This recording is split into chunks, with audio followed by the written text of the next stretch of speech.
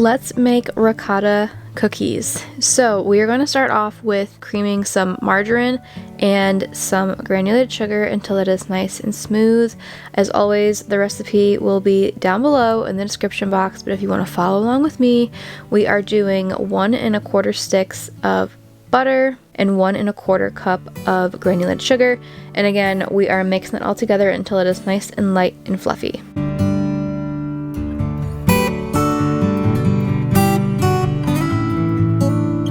Once we have the butter and the sugar cream together, we're going to add about 7 ounces of ricotta, or half-ish or so of a 15-ounce standard little container.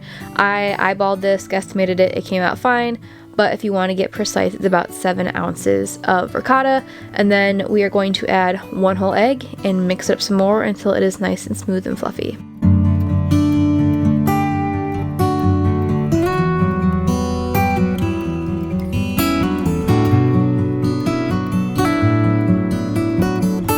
And as I continue to go through making this batter, I make sure the sides are all scraped down. This is so important because you want to make sure everything gets incorporated. But once that is all set, I'm going to add my baking powder. I'm going to add 1 1/8 of a teaspoon of baking powder, a pinch of salt, and then about a teaspoon of vanilla.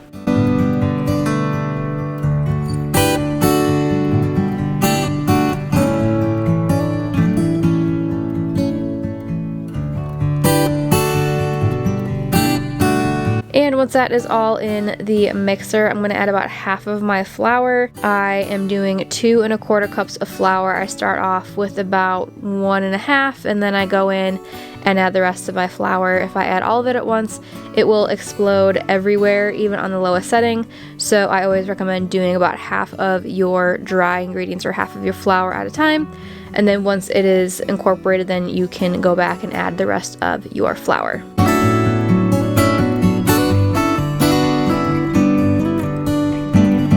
And this makes a super light and fluffy cookie dough. I know it seems kind of weird making a ricotta cookie, but this has been a favorite of mine for so long, and I had to just share it with you guys. It is so easy to put together and so delectable and delicious.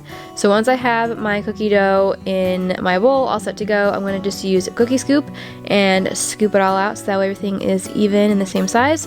And then I'm going to put it in the oven at 350 degrees and bake it for 10 minutes. So you really want to make sure you keep an eye on these.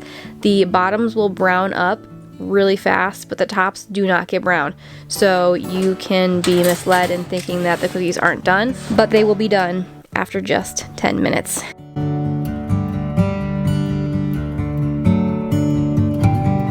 While that bakes, I'm going to go ahead and make my cream cheese buttercream frosting that I'm going to put on top.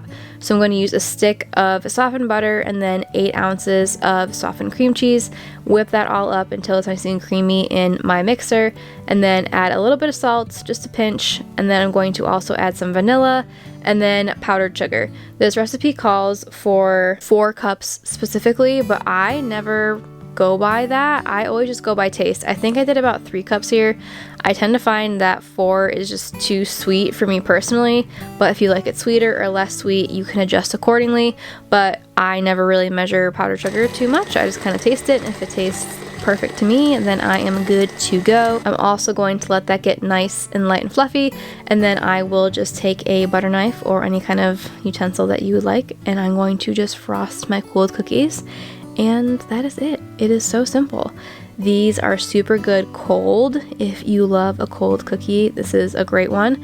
And these keep pretty well, but you are not going to have to worry about these being around for a super long time because they will be eaten very quickly.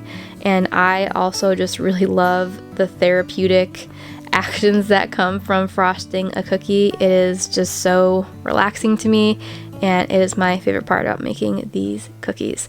I hope you enjoyed today's video. If you did, please give it a big thumbs up and subscribe down below. I make 2 new videos every single week on all things sourdough, homemaking, and country living, and I will see you in my next video.